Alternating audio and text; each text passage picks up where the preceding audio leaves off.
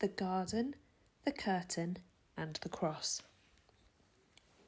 A very long time ago, right here in this world, there was a garden. In the garden, everything was wonderful. The world was full of laughing and playing and smiling and fun. There was nothing bad, ever. There was no one sad, ever.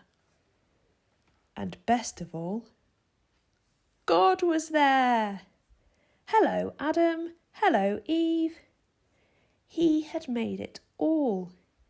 He was in charge of it all. He loved it all. People could see God and speak to God and just enjoy being with God. Eve, God's here. He wants to walk with us again. How cool is that? Yay! I bet it's going to be even more amazing than yesterday. It was wonderful to live with God. But then, one day, the people did a terrible thing. They decided they didn't want to do what God said. They decided they wanted a world without God in charge. God calls this sin. Sin spoils things. So sin has no place in God's wonderful garden. God said to the people, "You can't live with me in my garden anymore." And he sent them outside. To show the people they had to stay outside, God put some warrior angels in front of the garden. The angels were like a big "keep out" sign. Now things were sometimes bad and people were sometimes sad. But people still kept sinning because they didn't want God to be in charge. So no one could come into God's wonderful place.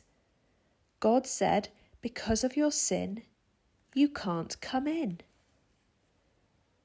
God wanted people to remember it is wonderful to live with him, but because of your sin, you can't come in.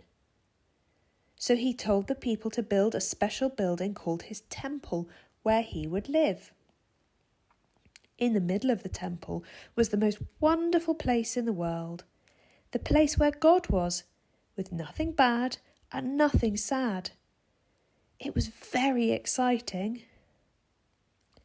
But then God told people to put a big curtain around this wonderful place. The curtain had pictures of warrior angels on it. It was a big "keep out" sign. For hundreds of years, the temple curtain reminded people that God said, "It is wonderful to live with him, but because of your sin, you can't come in."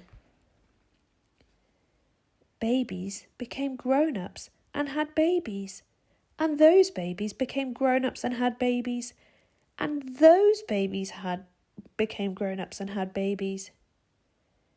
Hundreds of summers and winters passed by, and the "keep out" curtain stayed in the temple. Then, one day, God's Son came to live in this world as a person. He was called Jesus. Jesus always did what God said. Jesus never sinned. And Jesus visited the temple where the "keep out" curtain hung. Jesus knew that things were sometimes bad and sometimes sad. Jesus said that God had sent him to open the way back to God's wonderful place, where there would be nothing bad and no one sad. But people still didn't want to let God be in charge. So they decided to put Jesus on a cross to die. It was the most bad thing that had ever happened. It was the most sad day of all time. But Jesus had a plan. He had always planned to die on the cross.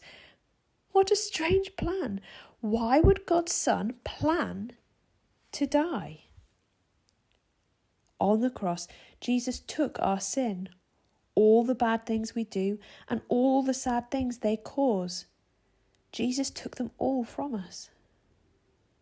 And when he did, something amazing, astonishing, astounding happened. The curtain tore. God had ripped up the keep out sign. God's wonderful place is open again. Because Jesus died, we can go in. After Jesus died, his friends put him in a tomb. They were very sad. For 2 days, nothing happened. Then, the next morning, Jesus' friends went to see his body in the tomb, and it wasn't there. A little later on, Jesus' friends were all together, and suddenly Jesus was there, alive. Suddenly, his friends weren't sad. Now they were so happy. God had brought Jesus back to life so that he could live in God's wonderful place forever. And Jesus has sent everyone an invitation to come and live with him there too. He tells us, God says it is wonderful to live with him. Because of your sin, you can't come in, but I died on the cross to take your sin. So all my friends can now come in. We can live with God forever. There will be nothing bad and no one sad. Come on in, friends. We will see God and speak to God and just enjoy being with God, just as he planned.